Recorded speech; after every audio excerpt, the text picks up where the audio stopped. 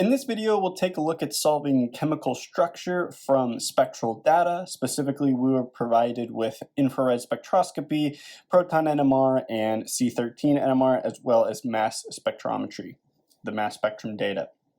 Now, this is the fourth video in a series in which I've solved several of these chemical structures. Each video is 5 unknowns with 5 different sets of spectral data. If you haven't seen any of the others, I will have each of those videos linked in the description below. And our main objective of this video is to show how you can use all of this evidence from the spectra to convince yourself of a particular chemical structure. That is a big advantage of using all the spectral data, is you can unambiguously define what the chemical formula is and chemical structure is for any given organic substance. All right, so with that, we'll get right into it. So the first thing that you want to do with any of these problems is determine the degree of unsaturation. Now, this is defined as the number of pi bonds and rings that you have in your structure. This is very good information to have as a starting point because it can eliminate a lot of the options that you have right away if you know the degrees of unsaturation. So the degrees of unsaturation formula is 1/2 times the number of hydrogens if the compound is saturated, minus how many hydrogens are actually present in the molecular formula, given from the mass spec down here. For this molecule, it is 8. Then you subtract any halogens, which I represent as X, and then add any nitrogens, represented as N. Now, the number of hydrogens, if saturated, is 2 times the number of carbons in the molecule plus 2. So in this case, it's 2 times 4 plus 2 is 10. 2 times 4 is 8 plus 2 is 10. You plug the number of HSAT in your DOU formula. So 10 minus the number that is actually present, which is 8, minus any halogens. There are 2 chlorines, which are group 17 halogen atoms. So you subtract 2 here. 8 minus 2 is -10. 10 minus 10 is 0. Divided by 2 is still 0. So there's no degrees of unsaturation. So what this tells us is all of the bonds in our structure are single bonds, and there's no rings. Okay, so the next thing to do is look at your infrared spectroscopy to see if you can get any information in regards to the functional groups that are present. And what we see is some carbon-chlorine stretching in the fingerprint region, but this is difficult to be indicative of particular structural features. All we know is we do have a halogen that's present, but we know that from the mass spectrum anyway, so there's nothing additionally that we gain from that. The other thing to point out is you should mention that there's carbon-hydrogen stretching, sp3 stretching at about 2960. Just to be complete, if you're going to respond on an exam or something, you should show that stretching. But again, that's not very useful for determining the structure. So the IR here is rather limiting. So we should move directly into the carbon NMR and proton NMR.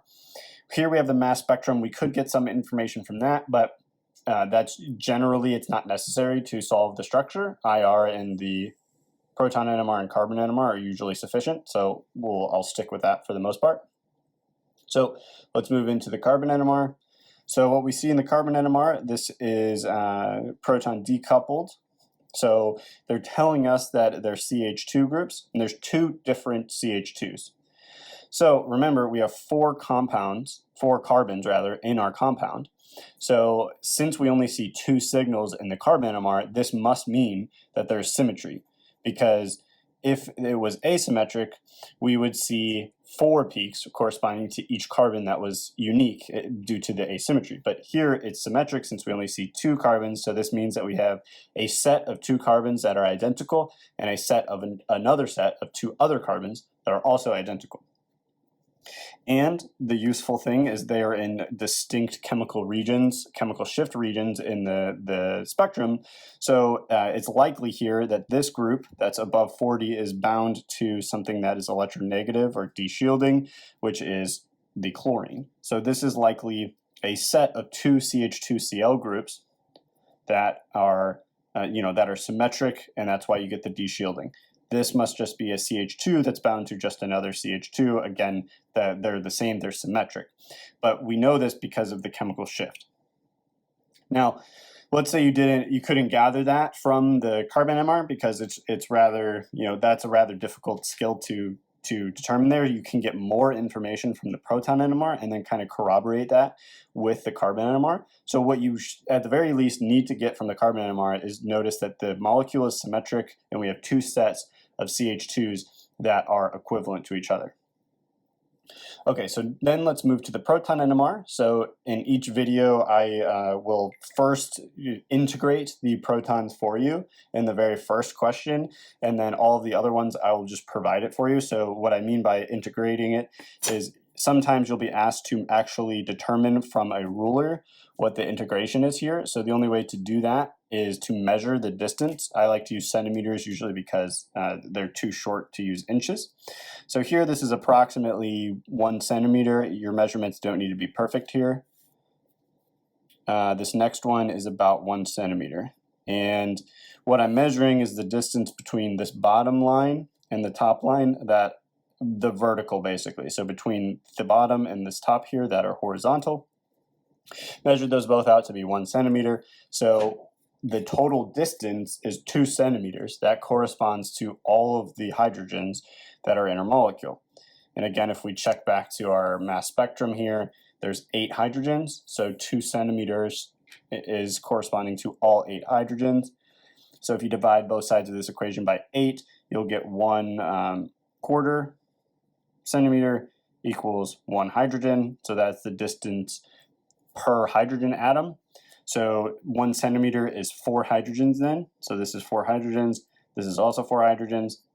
And that makes perfect sense with our carbon NMR, because our carbon NMR told us that we have 2 sets of CH2s that are equivalent, 2 different sets. And that's what we see here in the proton NMR. We see 2 peaks integrating to 4 hydrogens each, which is likely 2 sets of 2 CH2s that are equivalent.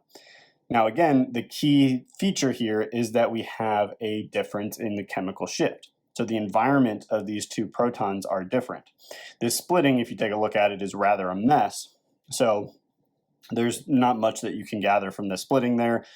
They're just heavily split, and you would call that a multiplet.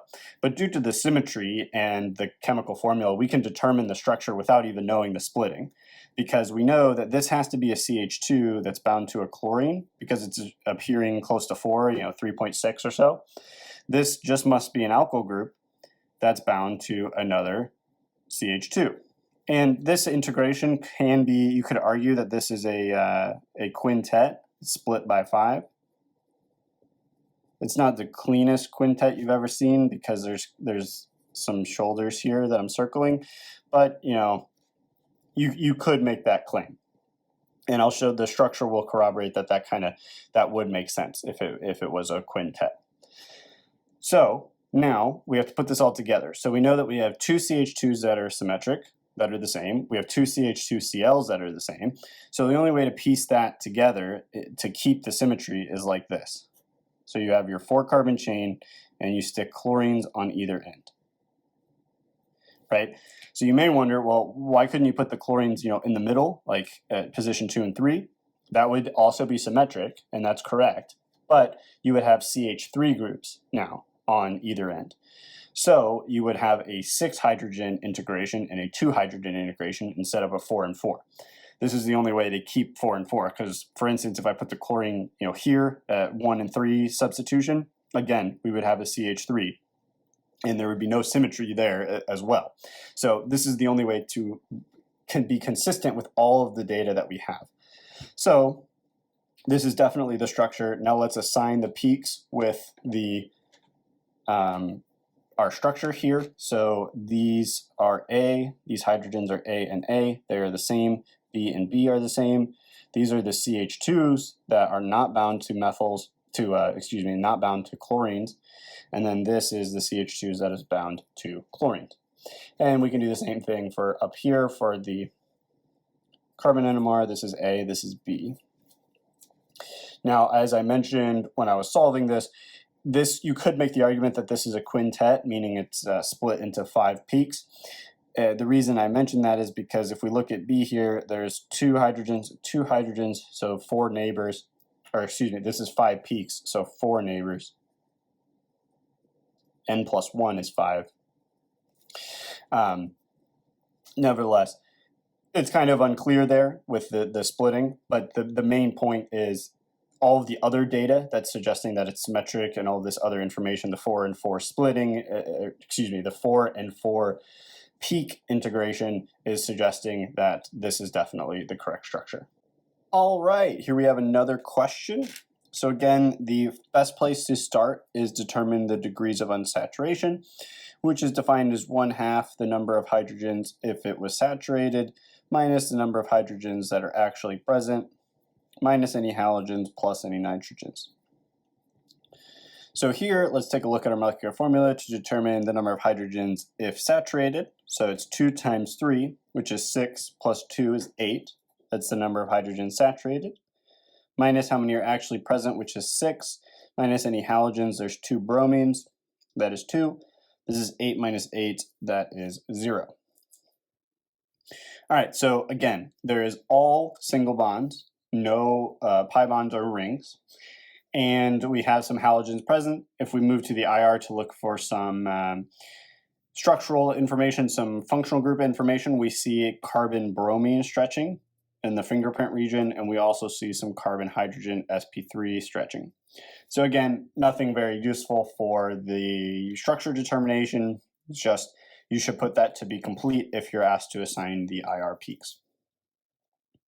Okay, so let's move along. So we can take a look again. You can get some information from the mass spec, but it's sufficient to determine the structure from just carbon NMR and proton NMR in most circumstances.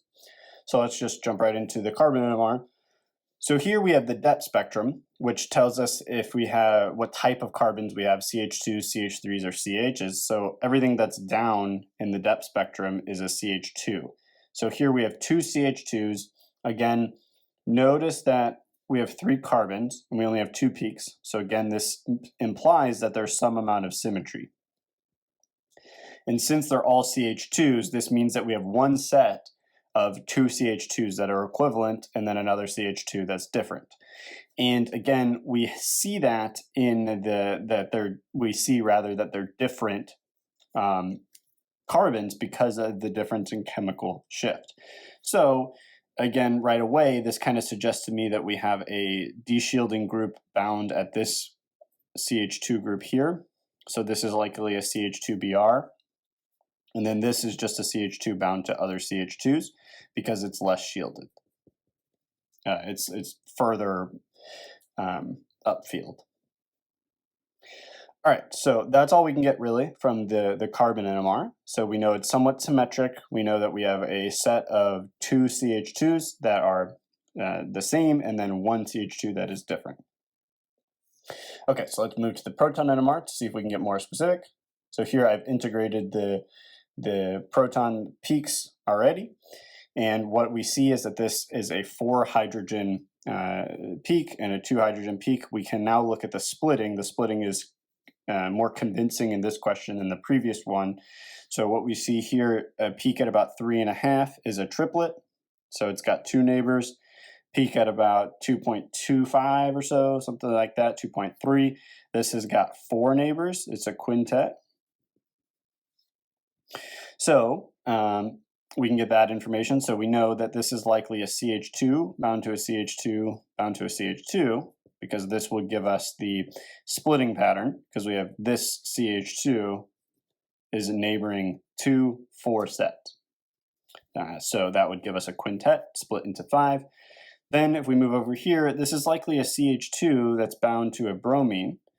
Again, we know that because of the position that we see the peak, which is around 3.5. So it needs to be bound to something that's electron withdrawing, that's deshielding, going to shift the chemical shift downfield. That's exactly what we see here. So then when we put this all together, we know that this is a 4 hydrogen peak. So there has to be 2 of these that are symmetric. So when we use that information, including the other peak, there's only one way to keep all of this consistent, and is to use a propane base with terminal bromines bound. Because now we have symmetry across the vertical. There's a lot of symmetry really, but the most obvious is across the vertical here. And this would create two symmetric CH2Brs and then one different CH2 that splits into a quintet. Also, I didn't talk about the splitting really for the CH2Brs, but if we consider that now, it would have two neighbors, the center carbon at either one of the CH2Brs, which is going to split into a triplet, which is exactly what we see here. All of the data is consistent, so this is definitely the structure. So here we have A and A that are the same. The A is going to be more downfield because it's bound to the bromine. B is just an alkyl group that's going to be more upfield because it's bound to just other alkyl groups. You can do the same thing with the carbon NMR if we move up here. So this is likely A and this is likely B, again, due to the chemical shifts. All right, here we have another question.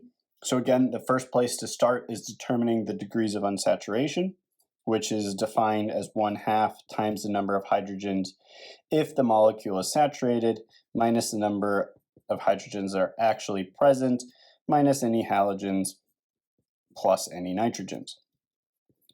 So here we have 3 carbons, so 2 times 3 is 6, plus 2 is 8. That's the number of hydrogens if saturated, minus hydrogens that are actually present, which is 6, minus any halogens. There's 1 bromine and 1 chlorine, so that's 2. So that is 8 minus 8, which is 0.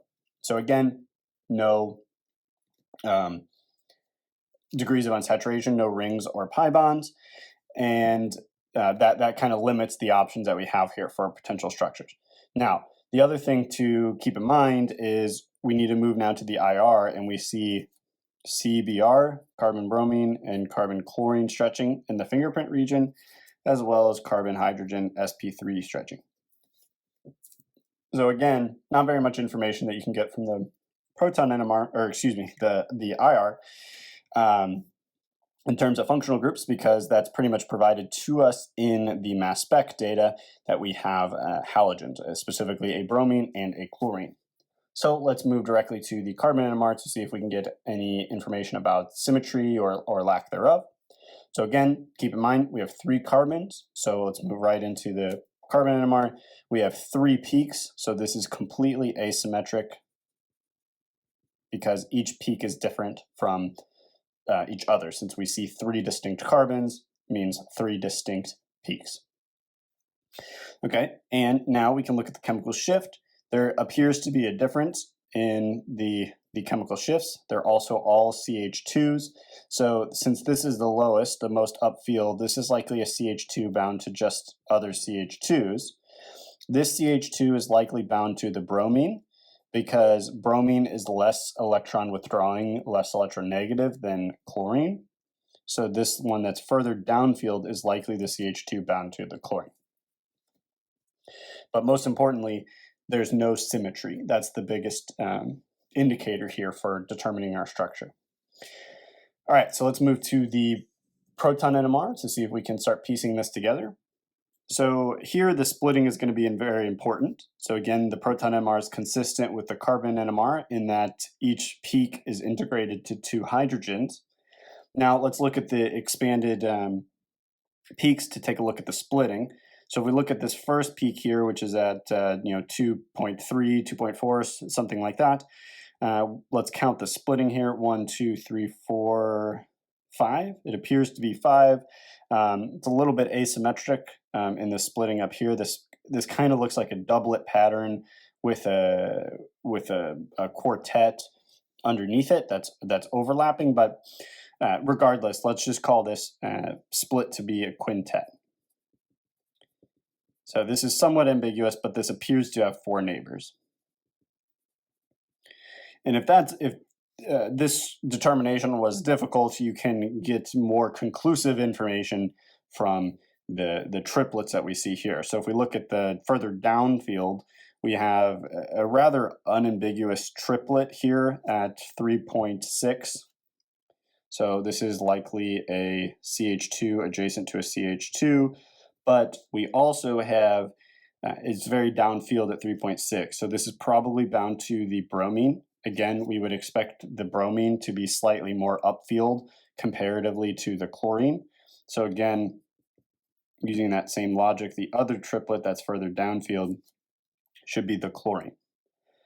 So now the only way to be consistent with all this information is to attach these two groups together, where this CH2 is the same as this one, right? Because remember, there's only 3 carbons, so we couldn't attach these two as drawn together. That would end up being 4 carbons as opposed to 3. There's only 3. Okay, so there's our propane group. Then we have a bromine and a chlorine on either side. And that is a structure, because now let's look at all the data to see if that makes sense. So it's asymmetric. The chlorine and bromine aren't the same, which breaks the symmetry from the last question. Additionally, we expect to see a CH2 that is split into a quintet, but in reality, this should be a triplet of triplets, which is why this looks slightly not a very clear quintet, we'll say. It's hard to get all of that information, a triplet of triplet here on this, the 200 megahertz magnet. If it was higher resolution, you could maybe see the triplet, but regardless, that still gives you the structure here, assuming it's a quintet. Otherwise, the terminal carbons are much more clear, as the CH2 here is only split by these two, gives you a nice triplet. Same with the chlorine. The halogens aren't interacting in any significant way. So therefore, this is definitely the structure. We can now assign our peaks. So call this A, B, C. So A is going to be the furthest downfield because it's bound to the chlorine, the most electronegative. C is bound to the bromine, slightly less electronegative, slightly more upfield. And then we have B, which is just the alkyl bound to alkyl, so that's going to be the furthest upfield. Then you can do the same thing for the carbons, carbon NMR. So this is A, B, and C, A, C rather, and B. And that is all of the structural information. All right, here we have another question. So the best place to start for all of these is determine the degrees of unsaturation. And that's defined as 1/2 times the number of hydrogens if the molecule is saturated, minus how many hydrogens are actually present, minus any halogens plus any nitrogens. So we'll take a look at our molecular formula to determine the number of hydrogens that are saturated, if it's saturated. So there's 4 carbons, so 2 times 4 is 8, plus 2 is 10, minus how many are actually there, there's 6, minus any halogens, there's 1, plus 1 nitrogen. The 1's cancel, 1 minus 6 is 4, divided by 2 is 2. So this is slightly more complicated because we have 2 degrees of unsaturation, so we need to consider the possibility of rings or pi bonds. So let's move to the IR to see if we can get any information about what the degrees of unsaturation may be. Unfortunately for us, there's a characteristic peak at around 2250, 2249. This is characteristic of a cyano group. When we see a strong, medium intense, sharp peak like this at 2250, that is definitely a cyano group, also called a nitrile. We also see CH stretching for sp3 around 3000. Now, fortunately for us, the carbon nitrile triple bond is 2 degrees of unsaturation, so this right away takes care of all of the degrees of unsaturation that we have. It's simply the nitrile group, and then everything else is completely saturated. So let's move directly into the carbon NMR. Like I mentioned before, we could get some information from the mass spec, but we can solve the structures usually without it. So let's look at the carbon NMR here. We have the depth spectrum that's provided. They're all CH2 groups. There's 3 CH2 groups, and then this quaternary carbon down here. This is definitely the nitrile carbon. So that's 1 peak. There's 3 peaks here. 3 plus 1 is 4. So there's 4 different peaks corresponding to 4 unique carbons, which means that this is fully asymmetric. So what this implies is that all of the carbons are unique, and there is just that nitrile group somewhere in the structure that is corresponding to this quaternary carbon. Now, it's difficult to get a lot of information from these CH2 groups. What we do know is likely there is a CH2 bound to a bromine. That's one of these peaks, and a CH2 bound to a nitrile. That's one of these other peaks that's slightly downfield. And then the most upfield, the furthest upfield is likely just a CH2 bound to another CH2, something like that. It's just fully substituted with CH2s. Now let's look at the proton NMR, see if we can get more information about from the splitting and things of that sort to see how these pieces tie together. And the first thing to point out is we see a CH2 around 2.2 that is split into a quintet, a very nice quintet. So that means it has 4 neighbors. So this is definitely a CH2 bound to a CH2. Or excuse me, a CH2 bound to 2 CH2s on either side. That gives us the quintet. Now, what else do we have? Let's move along to the next peak around 2.6. We have a slightly shifted downfield. So this is probably the CH2 bound to the nitrile on one side. But now the question is, on the other side, we need some splitting because this is not going to split. The nitrile group will not split at all. So this must be bound to a CH2, which is probably the central one here, because that's going to split this CH2 into a triplet, and that will that's consistent with the data that we have here. Something I didn't mention that you might be wondering is, well, why do you expect this to be the CN and this to be the bromine? Well, bromine is more electron withdrawing than a cyano group in general, so I would expect it to shield the CH2 that's bound to much more. So that's why this is likely the bromine bound to the CH2, which again, this is also split into a triplet, very nice triplet. So this peak here is probably only substituted by the bromine and a CH2. So when we put this all together, it's just a propane base bound to the nitrile and bound to the bromine on the other side.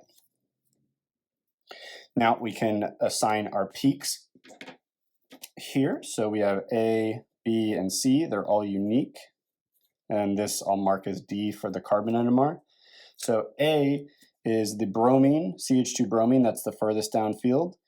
B is the alkyl group. C is bound to the nitrile, so that's here. And then D, we can move to the carbon NMR. D is the nitrile. This is likely the CH2 Br that's further up downfield for the same reason that we see in the proton NMR. So this is probably A. This is then probably C, slightly less downfield because the nitrile group is not as withdrawing. And then lastly, we have B here. All right, so that is this one. All right, here is the last question for this video. So again, the best place to start is determine the degrees of unsaturation. So recall the degrees of unsaturation is 1/2 the number of hydrogens that are present if it's saturated, minus how many are actually there, minus any halogens plus any nitrogens. So we'll move to the molecular formula to determine the number of hydrogens if saturated. So here we have 3 carbons, so 2 times 3 is 6, plus 2 is 8, minus 7, that's how many hydrogens are actually there. No halogens, so minus 0 for X, plus 1 nitrogen. So 7 minus, negative 7 plus 1 is 6, so 8 minus 6 is 2, divided by 2 is 1. So we have 1 degree of unsaturation. So we have a potential for a ring or a pi bond. So again, just like last time, let's move to the IR to see if we can get any information about what this may be. So unfortunately, we have somewhat of an ambiguous peak at 1620. This is indicative of a couple things. This could be a carbonyl of maybe an amide, since it's so far down, so like small, such a small value. It could also be a nitro group, which is like this. Especially since we have NO2, we have the perfect amount of nitrogens and oxygens for a nitro group. That would seem possible. However, nitro groups usually have a corresponding peak at about 1500 that we're not seeing, but maybe it's the shoulder. A little bit ambiguous there.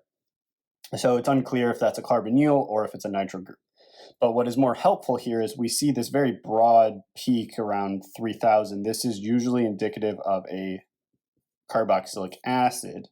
So using these two pieces together, we have some nitrogen containing group that's probably got a carboxylic acid. We could definitely see the carboxylic acid peak in the, you could definitely see the carboxylic acid peak in the proton NMR, but so let's move to that to see if that's present. But regardless, it's a little bit unclear of what we have going on from just the IR alone. We can get some information from the mass spec, but we probably don't need it to solve this structure, so let's just jump right into the carbon NMR. So if we look at the carbon NMR, what we see is our depth spectrum, and we see both of our peaks that are present are up, right? So this tells us that they're either a CH3 or a CH.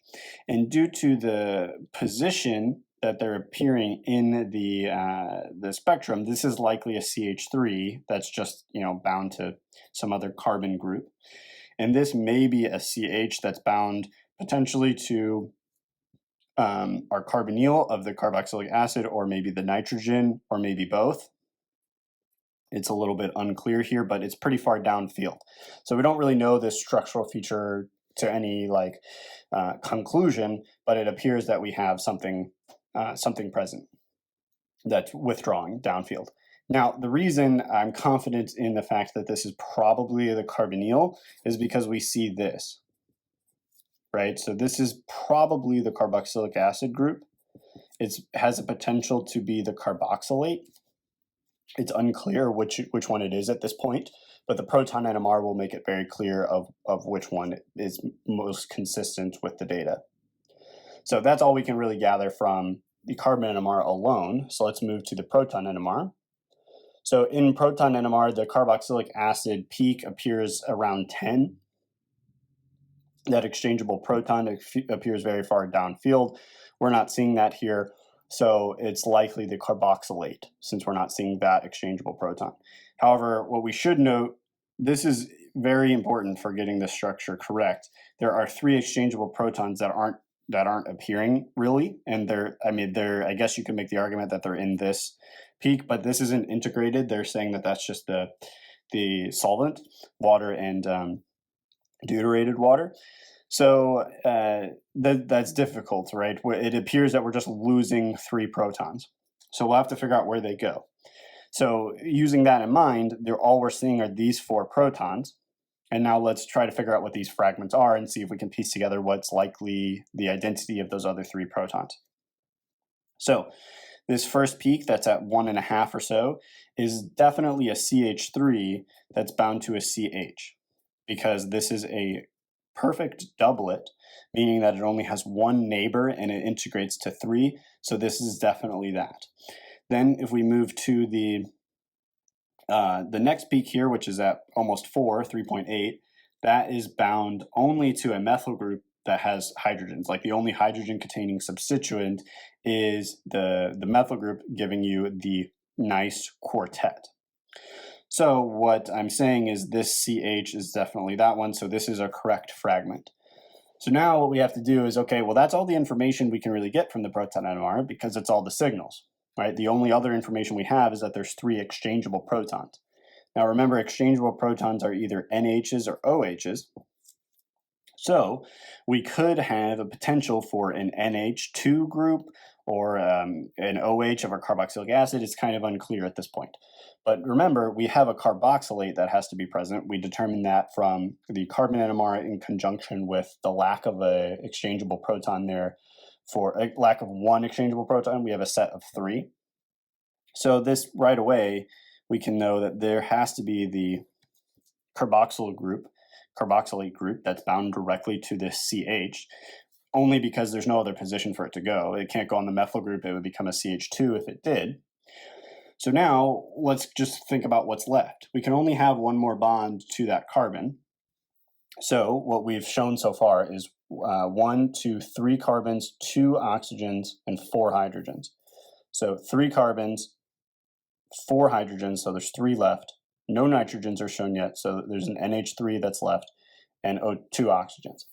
So using all of that deductive reasoning, there has to be an NH3 group that's bound directly to that carbon, and voila, these are our 3 exchangeable protons. There are 3 protons that exchange with D2O. It is definitely this.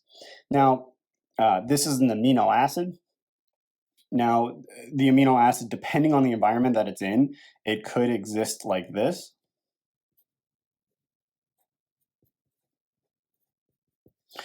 But this isn't the case here because we don't see that exchangeable proton for the carboxylic acid. So this isn't correct at this particular pH. This pH must be around neutral, around 7 or something close to that, and that's why we're seeing this particular structure. So nevertheless, let's redraw this for clarity here. So the structure that I'm proposing is this one. Also keep in mind, oops, sorry about that. Keep in mind this position is chiral, so that could potentially have an influence on the spectrum. It doesn't here because there's no other chiral centers that are nearby to be influenced by that proton, but it's just something to mention. Now we can assign all of the peaks here. So we have carbon A, or proton A rather, and proton B. That's all the peaks. And we also have the exchangeable protons of the NH3. So let's just call this C and call that the exchangeable protons up here. And we can move to the proton NMR here. So I'll call this D for clarity here. So this is A, this is B, oops. This is A, this is B, and this is D. All right, so that is all I had for this video. I hope you found it helpful. If you did, please leave a like and subscribe to the channel for more content like this. If you have a topic suggestion or any comments about the video or anything or how I can improve instruction, please feel free to leave it down in the comment section down below, and I will get back to you as soon as I can. So with that, I hope you have a great day, and I will see you in the next video.